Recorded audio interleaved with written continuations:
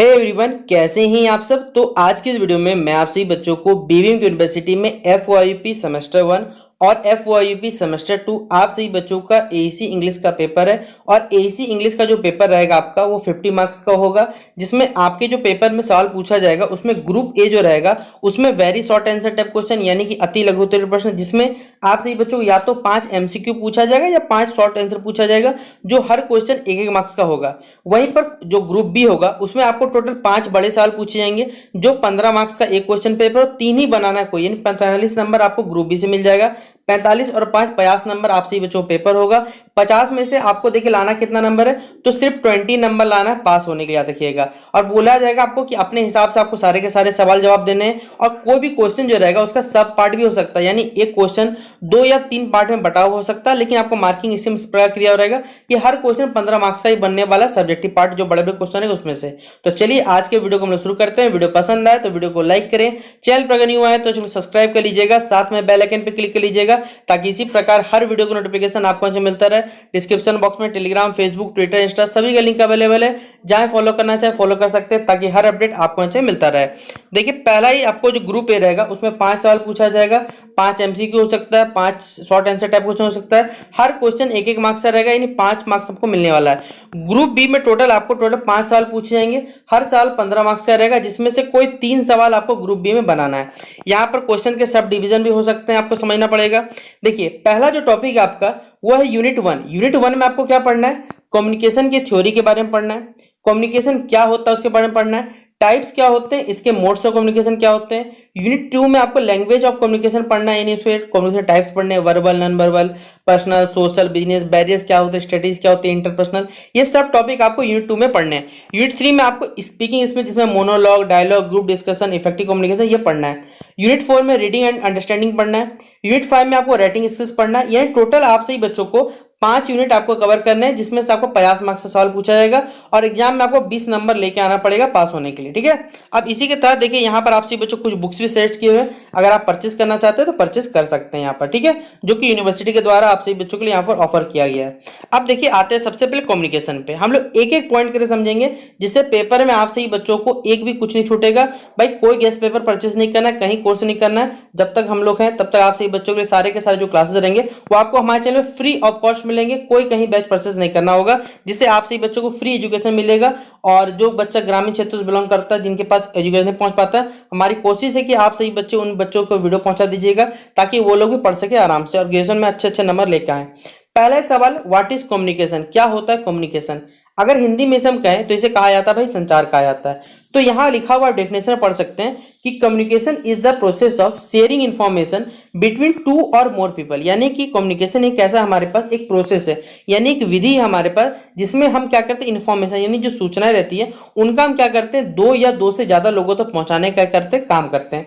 यानी बेसिक भाषा में कहा जाए तो कम्युनिकेशन हमारे पास क्या है, एक संचार का एक रास्ता या मार्ग बोल सकते हैं, जिससे हम लोगों तक क्या करते हैं, अपनी जो सूचनाएं हैं वो लोगों पास पहुंचाने के कार्य करते हैं। फिर बोला कम्युनिकेशन इन्वॉल्व द ट्रांसफर और exchange of information between individual और ग्रुप। यानी कम्युनिकेशन क्या करता है बेसिकली हमारे पास, या तो आपके विचार या तो आपका इंफॉर्मेशन, आपके आइडियाज एक लोग मतलब कहा जाए आपके दोस्त तक, मित्र तक, भाई बहनों तक, या कहा जाए पूरे ग्रुप तक पहुंचाने के लिए क्या इस्तेमाल होता है, कम्युनिकेशन इस्तेमाल होता है।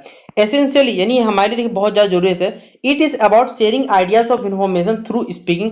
देखिए हम लोग अपने आइडियाज को क्या कर सकते हैं, बोल के, लिख के, किसी को बता के या रीडिंग करके हम क्या कर सकते हैं, अपने विचारों को लोगों से शेयर करते हैं।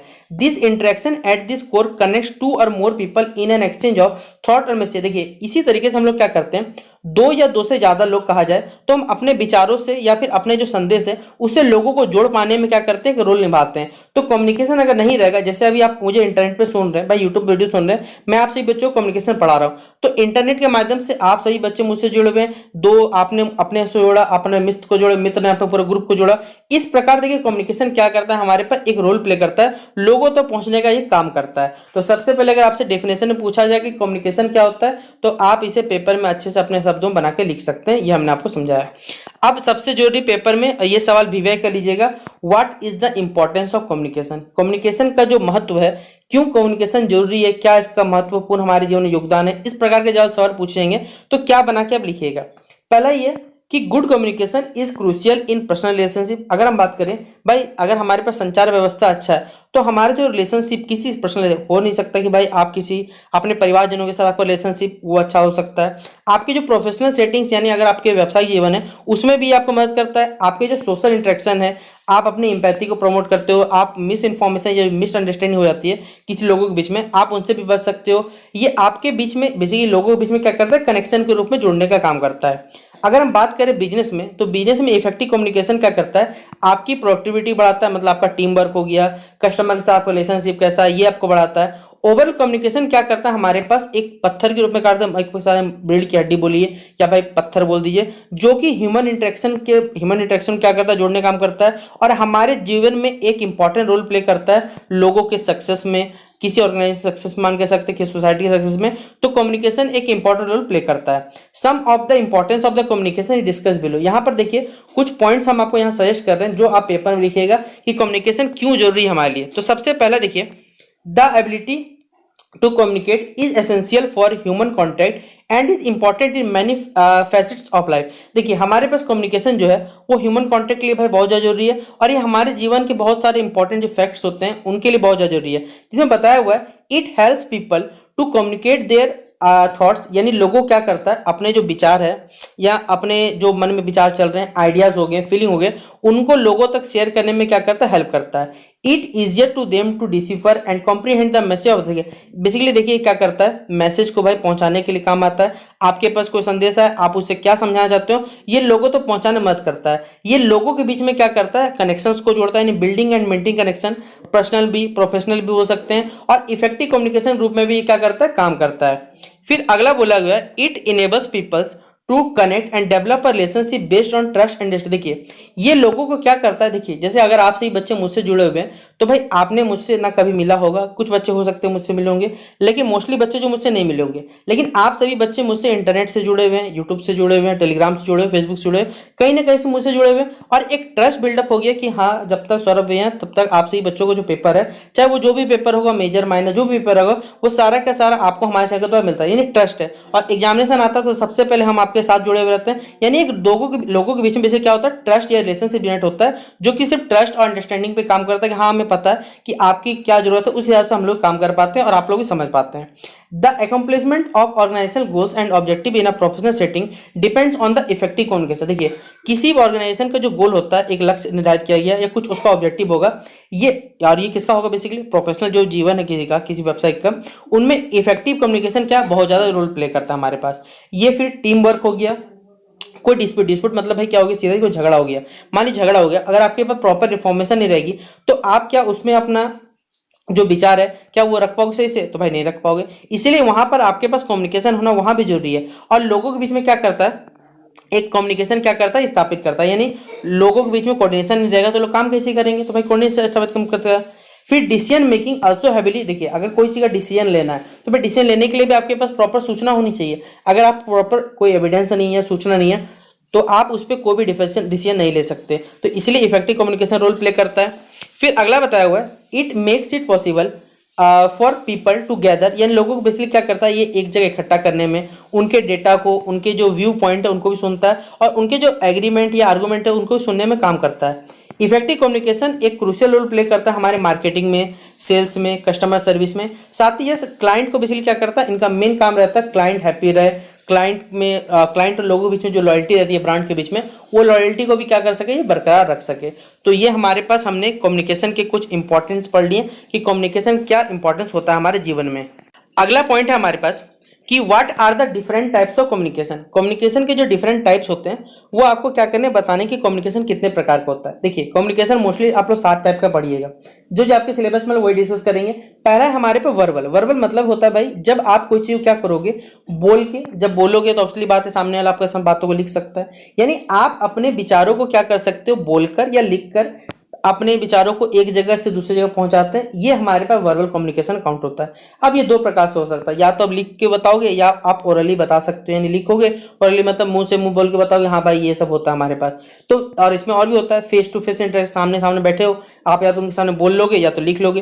फोन कॉल्स है, प्रेजेंटेशन है, ये सब के सब हमारे पास ओरल कम्युनिकेशन, यानी आप बोल के कर सकते हो। लेकिन ईमेल हो गया, लेटर हो गया, टेक्स्ट हो गया, ये सब के सब हमारे पास रिटर्न कम्युनिकेशन पार्ट होता है। यानी अगर आप कोई चीज बोल के या लिखकर रिप्रेजेंट करोगे तो वो वर्बल में आएगा।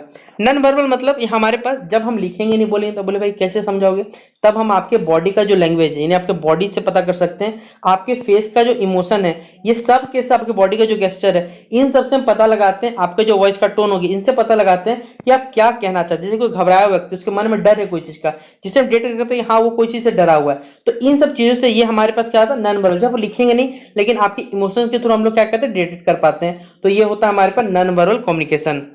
अगला हमारे पास है कम्युनिकेशन अक्रॉस कल्चर, यानी कि एक ऐसा कम्युनिकेशन जो कि आपके कल्चर से जुड़ा हुआ है। बहुत सारे लोग देखिए अलग अलग कल्चर बैकग्राउंड से आते हैं, जिनसे उनके हमारे पास उनका पहनावा, उनके बात करने का ढंग, ये सब के सब हम लोग एक कह सकते हैं समझ जाते हैं कि हाँ वो लोग इस प्रकार कल्चर से हैं, और हमें ये समझने बहुत आसान होता है। इसमें वो बता भी सकते हैं या हम लोग क्या कर सकते हैं, उनके बॉडी गेस्चर्स पता कर सकते हैं। इसलिए इसमें दोनों इन्वॉल्व रहता है, वर्बल भी नॉन वर्बल भी। एंड बिकॉज ऑफ देखिए ये होता क्यों, क्योंकि उनके लैंग्वेज में थोड़ा सा अलग रहता है, ट्रेडिशन उनका अलग है, पहनावा अलग है, उनका कल्चर अलग है, जिससे उनको भी थोड़ी असुविधा होती है। लेकिन हम लोग क्या करते हैं, एक दोनों के बीच में म्यूचुअल अंडरस्टैंडिंग होती है कि हाँ ठीक है, और दोनों के बीच में मध्यस्थता होती है मन ही मन में कि हाँ ये लोग ठीक है, धीरे धीरे सब कुछ सीख जाएंगे। और ये कम्युनिकेशन के रूल के थ्रू ही होता है कि हाँ हम लोग बातों को समझ रहे हैं, किस बैकग्राउंड से है, या फिर कितनी सारी मुसीबत है, या इनको समझ नहीं आता तो हम लोग धीरे धीरे समझाएंगे, जिस वजह से क्या होता है, कम्युनिकेशन एक रोल प्ले करता है हमारे पास। फिर अगला है हमारे पास है विजुअल। विजुअल मतलब ही होता है भाई देख के। देखिए आप क्या कर सकते हैं, कोई मैसेज पहुंचाना है, आप मैसेज पहुंचाने के लिए आप सामने तो हो नहीं, आप लिखोगे नहीं तो पहुंचेगा कैसे। तो हम लोग क्या करते हैं, कुछ मैसेज को चार्ट्स के थ्रू, ग्राफिक्स के थ्रू, कुछ एडवर्टाइजमेंट के थ्रू हम लोग क्या करते हैं, उसको समझाना चाहते हैं। तो इस प्रकार का जो कम्युनिकेशन होगा उसको हम लोग क्या बोलते हैं, विजुअल। जैसे अगर आपने कभी एडवर्टाइजमेंट देखा होगा, मान के चलते भाई पतंजलि कोलगेट, इससे पता चलता है कि चलो ये बाबा रामदेव कंपनी है, ये इतना से हो सकता है, ये देसी चीज बनाता है, इस प्रकार समझते हैं। तो आप कोई देख के कोई चीज को समझते हो, वो हमारे पास क्या आता है, विजुअल में आता है।